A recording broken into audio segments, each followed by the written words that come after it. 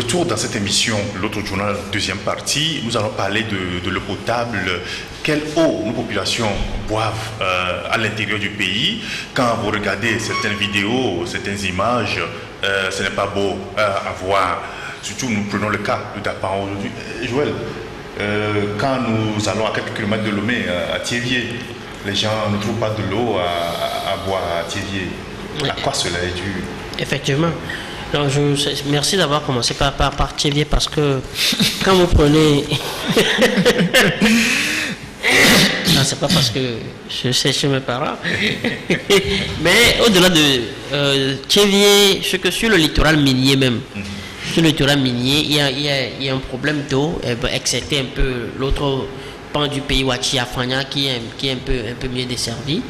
Mais quand vous prenez le littoral minier, Thiévier, Boto, etc., à Épée et autres là, enfin, les informations techniques nous disent qu'ils sont mal logés, c'est-à-dire que c'est des milieux qui sont asséchés en eau et qui sont carrément à sec, et il faut des difficultés pour trouver l'eau.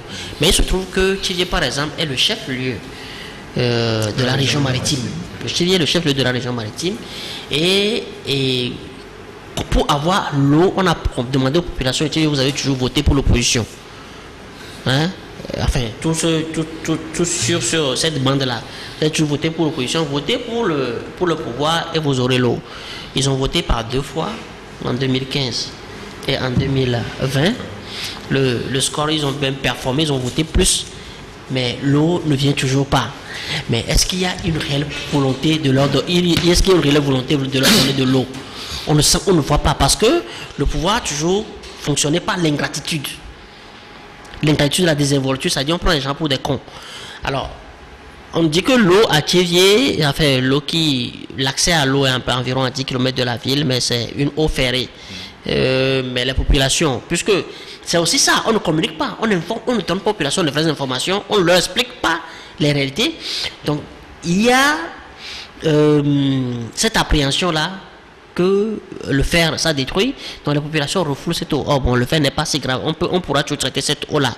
Maintenant, est-ce que avec tous les milliards, tous les projets qu'on a alignés, moi je ne peux pas faire la litanie des projets ici, mais à chaque 2 ans, il y a un projet qu'un partenaire finance, la Banque mondiale, l'Union européenne, la BAD, etc. Ils financent la Banque islamique. C'est-à-dire qu'il y a toujours des partenaires qui financent l'eau, parce que l'eau c'est la vie. Il y a même un fonds, le Water Facility, il y avait un reliquat qui restait en temps pour la sous-région au niveau du Sénégal, enfin, dans la sous-région ouest-africaine. On avait fait un appel à projet pour que les gens viennent prendre ces sous-là pour le Togo. Le fonds Atari, on a rapatrié. Parce qu'il y avait le clientélisme, il y avait la politique, le tribalisme, etc. derrière. Mais au point que les partenaires n'ont pas trouvé de preneur, ils sont repartis avec les fonds. Maintenant, avec ces milliards, pourquoi pas forer sérieusement pour trouver une nécessaire d'eau? Est-ce que la Thiévier est à combien de kilomètres de la capitale pour que la T2 ne peut pas accéder, ne peut pas canaliser cette ville pour permettre l'accès à l'eau aux populations? Et pourquoi est-ce qu'on néglige tant? Maintenant, quand on va au-delà de Thiévier, il y a la partie sud qui est assez bien arrosée, le nord, il y a c'est pas si bien fait, mais il suffisait juste, comme un partenaire allemand le disait, que le problème du nord, il suffisait juste qu'on investisse beaucoup dans les forages, parce qu'il y a l'eau sous les roches, il suffisait juste qu'on creuse, qu'on accède à ça. Vous avez vu quand le préfet de Kara, de la COSA, a dit que le problème d'eau à Kara, et tout le monde le sait, même Dieu le connaît. Mais on a commencé par faire sortir l'eau de terre. Mais le comble, c'est la région de la savane.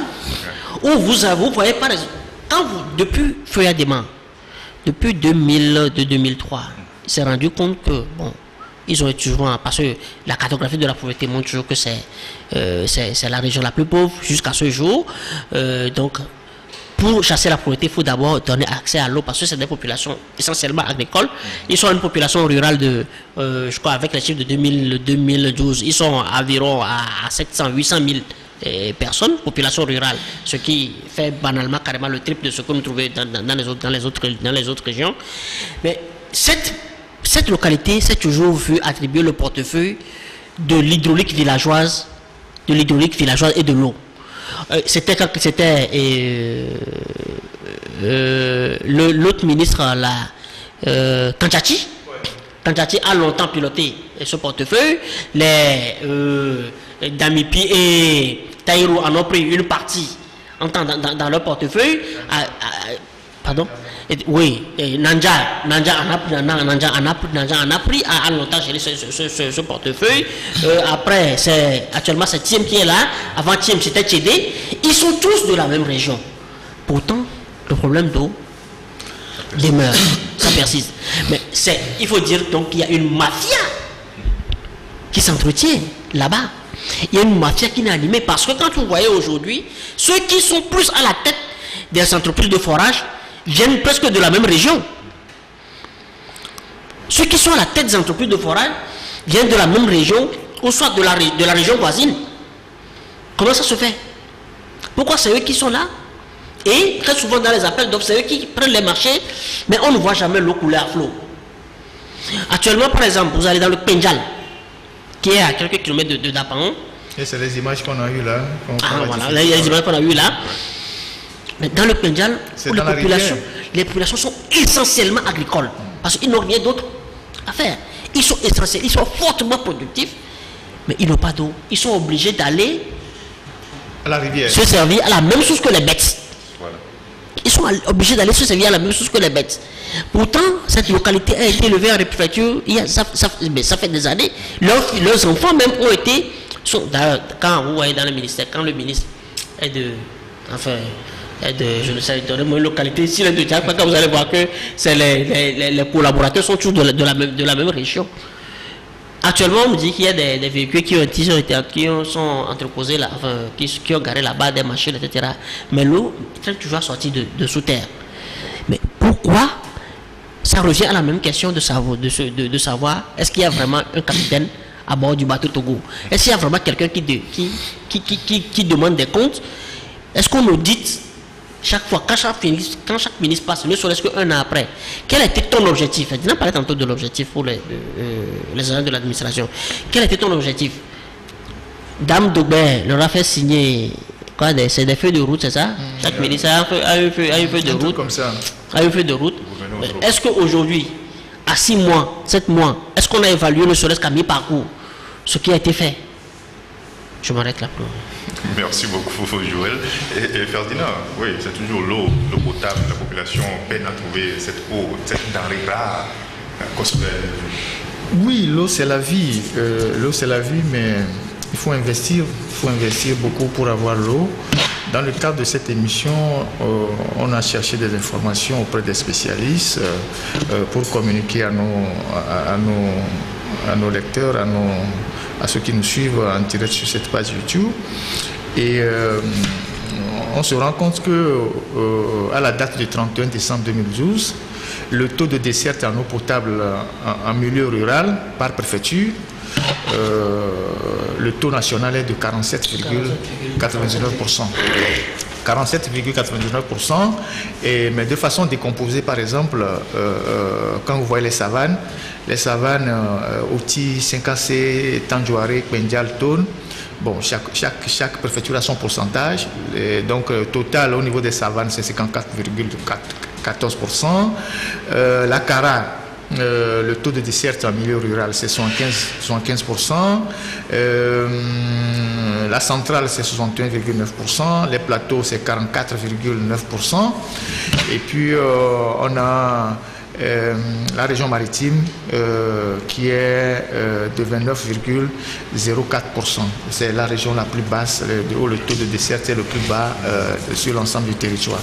Alors, le problème de l'eau, c'est une problématique, une très grande problématique pour notre pays. Et au regard des informations qu'on a, on comprend un certain nombre de difficultés. Par exemple, le problème de l'eau se pose avec beaucoup d'acuité. Et pendant la saison sèche, l'eau fait cruellement défaut. Ça dépend de la configuration hydrogéologique de notre pays. Quand on parle de l'hydrogéologie, on parle de l'eau souterraine. Et on voit bien que le Togo est divisé en deux zones. La première zone qui couvre le 1/10 de territoire est la zone qui est beaucoup plus vers le sud du pays, la région carrément maritime, où on a de l'eau souterraine. Cette région regorge d'énormes quantités d'eau, donc au sud de Thiévié. Et au nord de Thiévié, donc à partir du 9e parallèle et jusqu'à la fin, on a l'eau de surface. L'eau de surface formée, des zones formées de roches où il n'y a pas assez d'eau. Alors, ces deux zones, dans ces deux zones, ces deux zones sont séparées par une bande oblique, carrément stérile, de 14 km de large. Il n'y a pratiquement pas d'eau dans le sous-sol. Et cette bande est appelée communément Bissau sec. Et c'est la bande qui va de Mouepé, Kovié, Michintové, Thiévié, Arépé, Couvé, Boto, Essay, Saint-Domé jusqu'au Bénin. Ça quitte le Ghana, cette bande de 14 km de large, ça traverse le Togo et ça va jusqu'au Bénin. Et donc c'est sur cette bande-là que se situe Thiévié. Donc vous remarquerez qu'à Thiévié, il n'y a véritablement pas de puits. Parce qu'il n'y a pas d'eau en fait.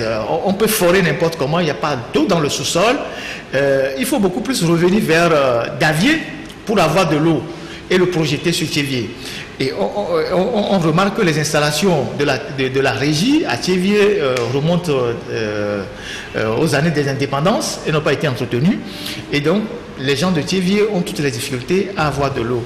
Alors, ces éléments techniques, comme Joël venait de le dire, on a besoin d'informer les populations, d'informer les opérateurs économiques, parce que si vous voulez par exemple acheter des terres pour faire de l'agriculture intensive, il faut savoir où les acheter pour que, à la longue, vous n'ayez pas de problème d'eau. Parce que, comme je venais de le dire, au-delà de Thiévié, c'est l'eau de surface. Et l'eau de surface, c'est l'eau il en manque, parce que quand il ne pleut pas, il n'y a pas d'eau. Maintenant, quand vous allez dans les régions, comme les régions septentrionales, Kpendial et tout ce qu'on a vu là où les gens vont boire à la même source que les animaux, c'est pas seulement Kpendial, même à Lomé ici, vous allez à Zanguera, vous allez, je sais pas, à Davier, vous allez un peu vers Diagbel, tout ça, vous remarquerez qu'il n'y a pas de l'eau. Et pourtant, comme il a été dit tout à l'heure, les partenaires au développement engloutissent depuis des années des milliards et des milliards dans les projets d'eau, d'accès à l'eau, parce que ça fait partie des priorités des partenaires et ces milliards disparaissent comme par enchantement dans les circuits administratifs et les réseaux. On fait les marchés. On donne à des amis qui ont créé des sociétés de forage. Ils font des forages, comment je dirais ça, des forages qui quelques mois après deviennent totalement inutilisables. Quand vous allez dans les villages, vous avez ces forages-là qui ne fonctionnent pas et donc les populations n'ont pas assez à l'eau. Or, l'eau c'est la vie, c'est pas seulement la vie, c'est toute l'existence même qui dépend de l'eau. Alors, c'est quand même anormal que des pays comme le Burkina puissent organiser des barrages d'eau, cultiver des produits de contre saison, venir nous les vendre ici, et que nous au Togo, on ne fait pratiquement rien. Il n'y a pas de ces genres de barrages qu'on a eu à faire au temps de Sankara, continué par Blaise Compaoré et tout ça, pour cultiver ne serait-ce que les pastèques, les oignons, le maraîchage, et irriguer un certain nombre de produits pour que nos agriculteurs puissent vivre de leurs efforts. Et il n'y a pas ces choses-là. Et donc, par rapport aux images que vous voyez là, les gens sont obligés d'aller dans les rivières, chercher l'eau, aller creuser la terre pour voir s'ils peuvent avoir des gouttes d'eau. Et il n'y a même pas, ce n'est même pas de l'eau potable, c'est ça qu'ils boivent. Et on s'étonne que dans ces régions, il y a des maladies qui pullulent, et que des enfants meurent, que le taux de pauvreté est très élevé, et que des gens dans ces localités se pavanent, poitrine en l'air, qui sont des ministres, ils sont au gouvernement depuis 10 ans, 5 ans, et qui sont des milliardaires. C'est eux qui ont le pouvoir. Et c'est eux qui ont le pouvoir, vous voyez. Et donc, ils entretiennent la pauvreté dans leur milieu. Exactement. Donc, le problème de l'eau, il faut combattre cette mafia-là. Et quand moi j'ai écouté dans ce pays qu'on dise que le Togo veut chercher de l'eau au Ghana, à Sogankopé, alors qu'il y a de l'eau à Lomé, comme on vient de le dire, les données techniques, il y a tellement de l'eau dans le sous-sol de la région maritime, il suffit juste de faire des investissements conséquents. Vous Vous avez vu tous comment vous appelez là, les châteaux d'eau qui sont à Lomé, on ne les utilise plus. C'est un réseau. Ils ne veulent pas réhabiliter les châteaux pour les alimenter en eau et desservir les quartiers. Vous avez le château de Tokoin Séminaire, vous avez le château du campus, vous avez le château de Abadaramou, le château de Baie qui est en train d'être réhabilité parce que là ils sont en train de le réhabiliter.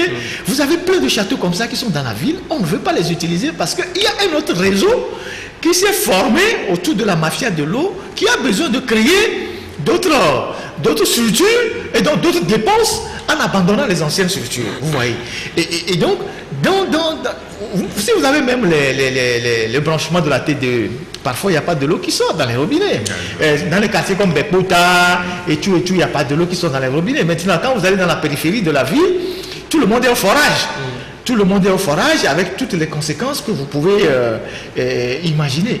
Et donc, je pense que dans la politique de réduction de la pauvreté, l'État doit mettre un accent particulier sur la question de l'eau, mais et combattre toute la corruption qui s'est installée aussi dans ce secteur. Dans les prochaines années, la question de l'eau sera une question stratégique. Elle est déjà...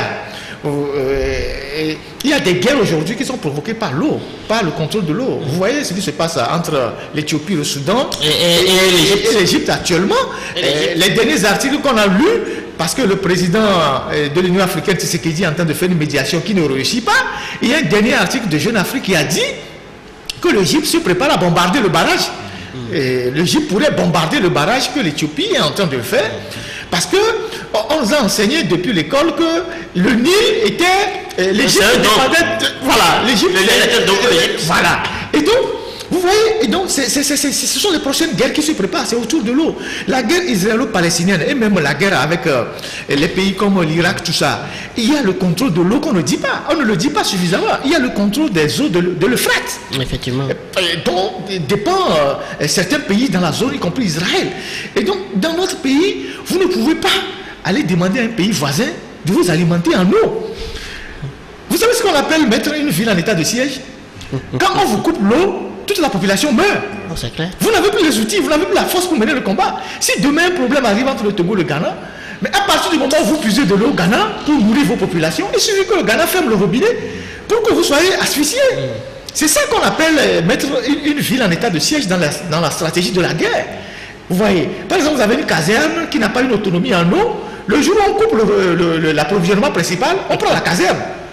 C'est ça qu'on enseigne dans les écoles de guerre. Et donc, c'est des secteurs de souveraineté que vous ne pouvez pas partager avec un autre pays. Par exemple, on doit se battre pour avoir une autonomie énergétique, on doit se battre pour avoir une autonomie en eau, de manière à ce que si demain nous avons un problème avec des voisins, les voisins ne puissent pas nous punir. Je ne sais pas si vous comprenez ce que je dis. Et donc, il revient aux hommes politiques d'avoir des priorités, d'avoir une vision et de lutter pour régler le problème. Nous sommes indépendants il y a 61 ans. Il est quand même inadmissible que des gens dans les localités comme Dapaon, même à Lomé ici ou dans les quartiers, le long de la nationale numéro 1, vous voyez des populations qui continuent de boire de l'eau des rivières, d'aller laver les habits dans les rivières, d'aller prendre de l'eau, d'aller prendre l'eau dans les rivières. Ça n'a pas de sens. Et pendant ce temps, vous avez des gens qui ont accumulé des milliards, qui commandent même leur eau de boisson en Norvège. Nous avons dit dans ce pays que certains ne boivent plus les Voltiques, les Evian, tout ça là. Ils ont une eau spéciale là qui est extraite à partir des glaces qu'ils commandent depuis de la Norvège, qu'ils boivent ici. Vous voyez l'insolence, hein? Mais quand ces gens retournent dans les villages, voient leurs parents, oui, ils retournent. Oui, c'est tellement que ça prolonge l'espérance de vie, moi je n'en sais rien. Mais vous voyez l'insolence des dirigeants par rapport aux populations qui n'ont pratiquement pas grand-chose à se mettre sous la dent. Donc vivement que la question de l'eau aussi soit résolue et qu'on cesse de voir les images que nous diffusons là, des gens à Dapaon ou un peu partout sur l'ensemble du territoire, aller dans les rivières, chercher de l'eau. Et ça, il y a de l'eau dans la rivière parce que c'est la saison pluvieuse. Mais si c'est la saison sèche là, ils vont creuser dans le fond de la rivière pour pouvoir sortir de l'eau afin de pouvoir vraiment s'abreuver. C'est pas normal. Merci beaucoup, Ferdinand. Oui, non, si ta question peut aller dans le même sens, je vais répondre. Oui. Oh, vas-y. Mais c'est-à-dire que, vous savez, aujourd'hui, Nous, on est là, c'est de la consultance gratuite, on leur donne des idées. Et imaginez, le Togo n'a pas de politique de gestion de l'eau.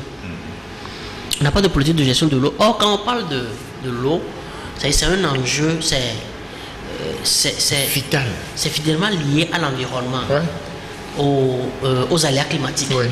Tantôt, Ferdinand parlait de l'eau de pluie. Ouais. Quand on parle des zones, même si de l'eau de surface là, ce n'est pas une eau fiable parce que nous avons sérieusement affecté notre couche d'ozone.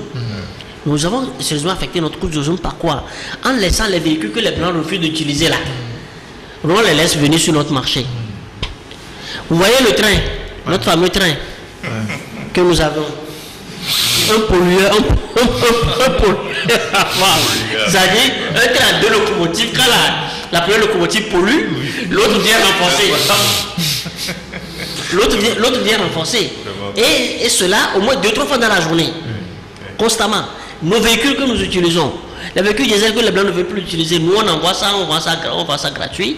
Il n'y a aucune vision pour dire non, attends.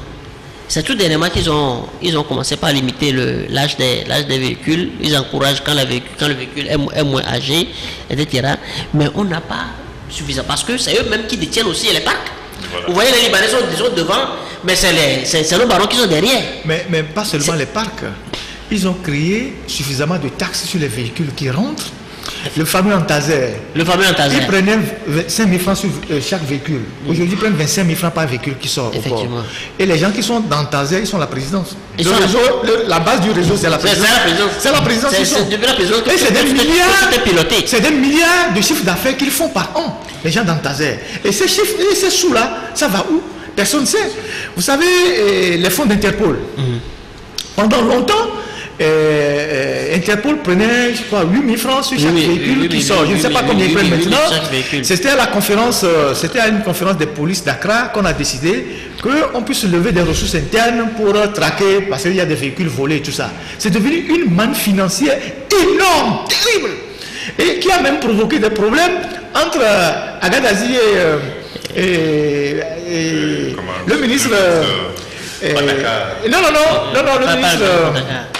Quand Gaddafi était directeur général de la police nationale, avec le ministre de Tchambala, le ministre de la Sécurité, le général voilà, c'était le contrôle de cette manne-là.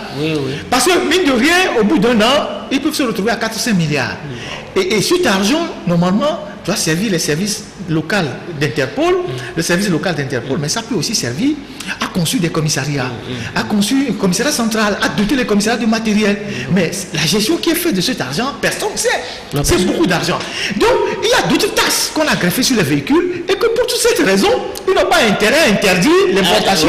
Interdire l'importation sur des vieux véhicules et surtout entretenir les abandons.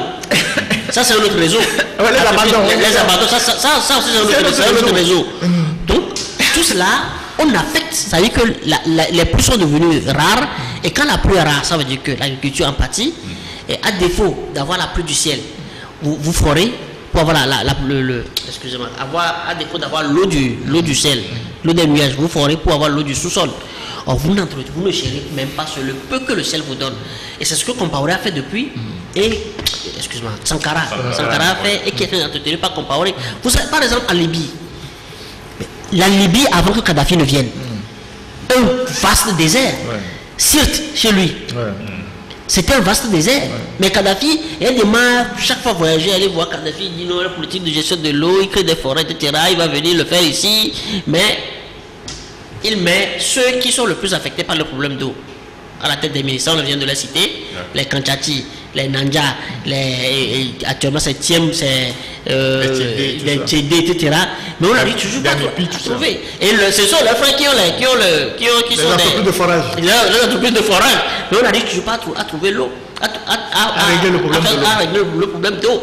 Et quand nous parlons de la politique de gestion de l'eau, parce que le plus que la nature donne, il faut savoir le gérer. Davier a de l'eau. Tchévi n'en a pas. Qu'est-ce qu'on fait?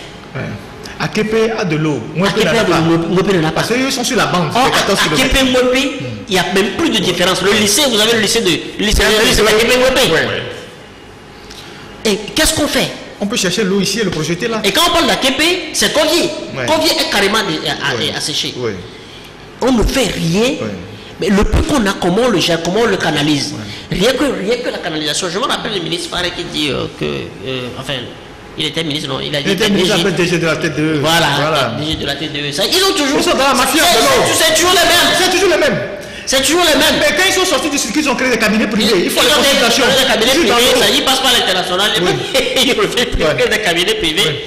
Ils disaient donc que la question de l'eau, c'est des milliards, c'est des trucs là. Au point que lui-même, on n'a jamais arrivé à le déboulonner pour sortir. Il est allé à l'UEMOA. Mais des milliards. Je crois que c'est la BOAD qui mettait près de 1000 milliards.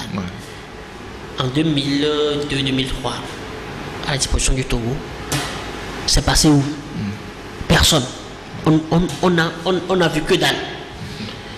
Alors moi je dis la politique, il faut à défaut leur fameux code de l'eau que Nanja a fait adopter. C'est maintenant on se réveille pour dire non que il faut que les gens obtiennent les. Et sur cette question même, quand vous dites aux entreprises d'obtenir d'abord l'agrément, on sait que alors vous vont donner.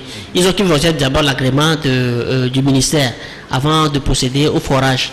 Mais quelqu'un qui est dans le besoin, quelqu'un qui est à Zopumahela, qui est à Kege, qui a des problèmes d'eau, il trouve une entreprise qui va le trouver, enfin le faire le forage. Il va lui demander d'abord où est ton agrément. Mais quand l'État se démet de ses obligations, mais vous créez le boulevard à tout. La nature aura du vide. Et vous constaterez que depuis quelques jours, il y a quelques, comment vous appelez ça, quelques châteaux d'eau un peu carrés là, qu'on est en train de faire porter par des trucs carrés. Vous allez voir ça vers Kege, il y en a vers, comment vous appelez ça, Boka, à Yekonako. Il y en a vers Dabarakoji. Voilà, c'est des choses qui sont faites, mais les capacités de stockage ne sont pas assez énormes pour desservir toute la population. On a vu, moi j'ai vu ça à Zéglé. On était allé pour faire un truc sur les phosphates. Là, ils ont pris un petit truc là, et dès que l'eau rentre dedans, une heure de temps après, l'eau ressort et puis il n'y a plus d'eau. Il faut pomper pour que l'eau retourne là-dedans. Et ça crée des problèmes de pénurie dans la localité. Sans compter même la nappe. Voilà. Et donc, sur quelle nappe ils puisent l'eau. Exactement. Ils aspirent l'eau. Donc, et ça rejoint ce que Joël appelle par la vision. Par exemple, on a le nombre de populations dans les zones où on veut mettre les châteaux. Et il faut prévoir beaucoup d'eau pour qu'à un moment donné, les gens ne soient pas à court d'eau, si je peux parler ainsi. Et il faut que le château soit puissant, que la capacité soit très grande, pour que, bon, même si on dessert qu'il en reste, on sait que, bon, on a des réserves. Que de faire un petit château, de détourner une partie de l'argent, et qu'au bout de 10 ans, ou bien au bout de 5 ans, on vous dit que ce château n'est plus vraiment utilisable, alors qu'on a injecté des centaines de millions de temps. Ça pose le problème de vision. Je ne sais pas si vous voyez. Au début de l'arrivée de Toméga la primature, elle est allée à Barkwasi parce qu'il y a un centre agricole était en position là-bas. Et voilà, et que la pluie aurait dégradé les choses. Et quand moi j'ai vu ça, j'ai rigolé. Parce que Barkwasi est un centre allemand où il y avait déjà eu des écoles agricoles à Barkwasi. Il y en a, je crois, 3 à Barkwasi. Parce que ceux qui ont fait la jeunesse pionnière à Glidi, puisque moi, mon père a travaillé la jeunesse pionnière, donc je sais de quoi il s'agit.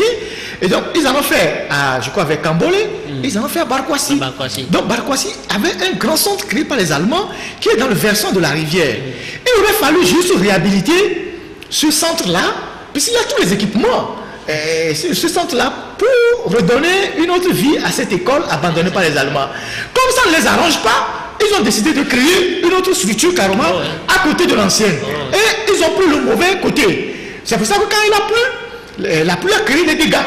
Je ne sais pas si vous voyez. Et donc voilà comment le pays est géré. Sur des bases, je ne sais pas, il y a tellement de critères approximatifs.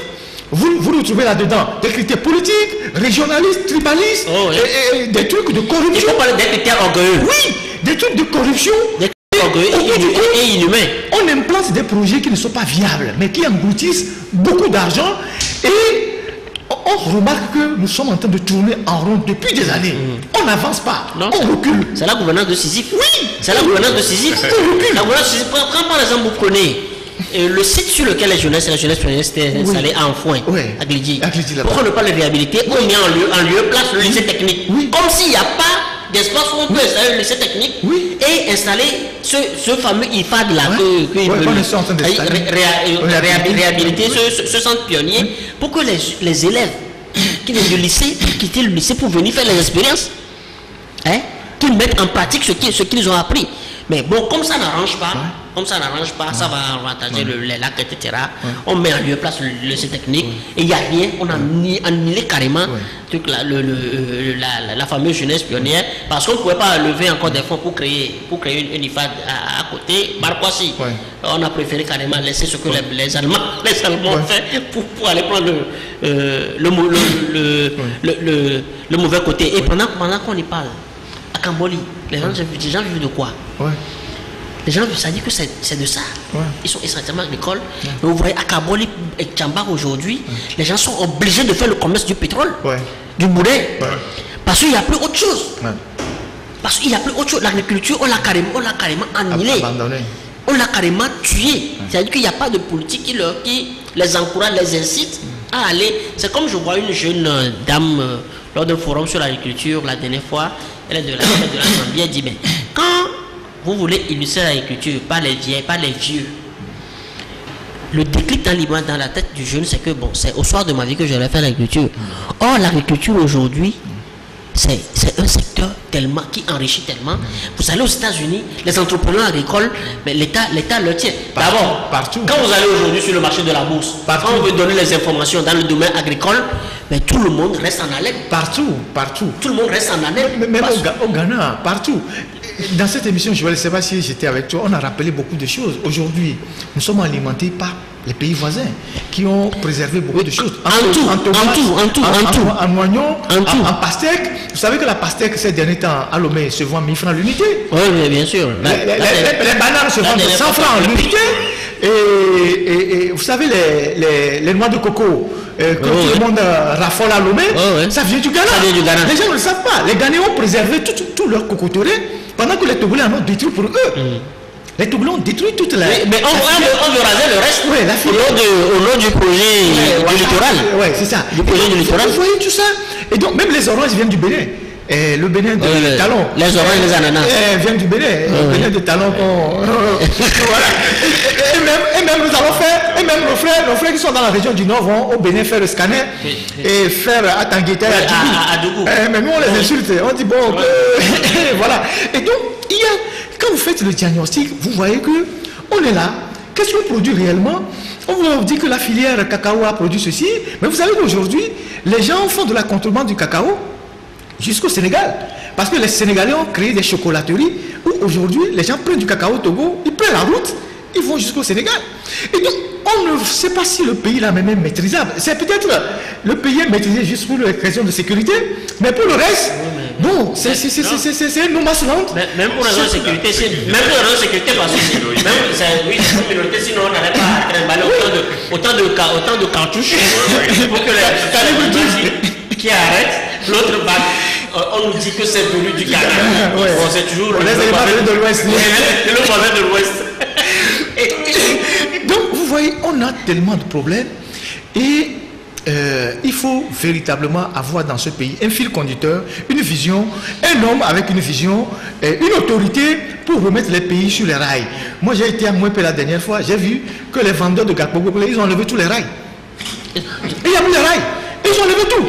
Et les rails que les Allemands ont installés avec la sueur de nos grands-parents, ils ont enlevé les rails. Il n'y a plus de rails jusqu'à Badia, tout ça. Parce que ça fait un peu brousse là. Ils vont dans la brousse avec du matériel sophistiqué. Ils enlèvent les rails. Ils ont enlevé les rails. Il n'y en a plus. Il n'y a plus de rails. Les rails qui ont été conçus dans les années 1905. Ils ont enlevé. Même c'est un patrimoine ça. Ils ont enlevé les rails. C'est une histoire. Oui, il n'y en a plus. Vous voyez. Et donc, il n'y a personne pour contrôler tout ça. L'usine de Dacha, quand on n'en voulait plus, on l'a vendu à Gakpogoblé. On l'a vendu à la ferraille. Les gens sont venus, ils ont pris ce qu'ils pouvaient faire. Ils ont démantelé l'usine. Il n'y a plus rien, plus de traces. Et ça, est-ce que ce pays, ça avance? Est-ce que vous trouvez normal qu'un hôtel comme l'hôtel de la Paix, qui est à cet endroit stratégique de la ville, face à la mer, une plage aussi sablonneuse, un endroit aussi fertile, et que pendant que Foy Nassimbe est là depuis 15 ans, on n'a pas retrouvé un repreneur pour cet hôtel. Si on ne veut pas le réhabiliter, au moins qu'on le rase et qu'on construise un nouvel hôtel à cet endroit. Est-ce que vous trouvez normal que depuis 15 ans... On a trouvé mieux de vendre vraiment. Oui, une partie à Ouromo. Ériger. Est-ce que c'est normal? Ça, c'est les éléments qui nous permettent de juger la gestion du pays. Tropicana. Oui, je ne sais pas quoi. Oui, c'est ça, non? Oui, c'est revenu le siège des Ivoiriens, là. Oui, des réfugiés. Ivoiriens. Oui, c'est une prostitution dans la zone, un réseau de trafic de tout genre. Est-ce que vous imaginez ça? Est-ce que ce pays avance ou le pays recule? Donc, c'est les éléments objectifs sur lesquels on pose nos analyses. Donc, moi, je pense qu'à un moment donné, il faut arrêter la politique de ségrégation, de tout ce qu'on fait. Si on fait ça ici, c'est pour ces gens. Si on fait ça ici, c'est pour ces gens. Mais vous oubliez que les gens de Dapon dont on parle là, c'est là où les scrutins unis, les taux de unir là dépassent même le nombre de votants. Effectivement. C'est-à-dire là où les populations ne trouvent pas à boire, c'est là où on fait le décompte. Non, on fait 120%. Le nombre de votants pour l'unir dépasse le nombre d'inscrits. Comme les régions de Pagouda, tout ça, où le taux de pauvreté est très élevé, où les gens n'ont même pas les infrastructures pour se soigner. Vous imaginez ça? Bon, on comprend que personne ne vote là-bas. Beaucoup ne votent pas pour unir. Bon, il y a des gens qui votent à leur place. Donc bon, voilà. Bon, ils sont passifs. Ils sont très gentils là-bas. Donc voilà. Donc on est dans une situation de, comment je dirais ça, de précarité sur l'ensemble du territoire. On a le sentiment que les gens ne sortent pas, les gens ne voyagent pas, les gens ne se déplacent pas à l'intérieur du pays pour voir comment est-ce que les populations vivent dans la misère, ont des difficultés à se déplacer, à se nourrir, à avoir accès à l'eau, à l'électricité, n'en parlons pas, aux soins de première qualité. Il n'y en a pratiquement pas dans certaines localités. Vous voyez. Maintenant, quand on est là et qu'on entend que les Chinois font maintenant du gari, c'est que bon, ça c'est la totale. Oui. Merci. Et le fer, c'est une fois que les gens ont enlevé tous les chemins de fer, qu'on sort un décret pour arrêter le commerce d'exploitation du fer. Bon, peut-être on a peur qu'on aille fabriquer des armes avec ça pour revenir. Nous allons observer une petite pause et nous reviendrons après.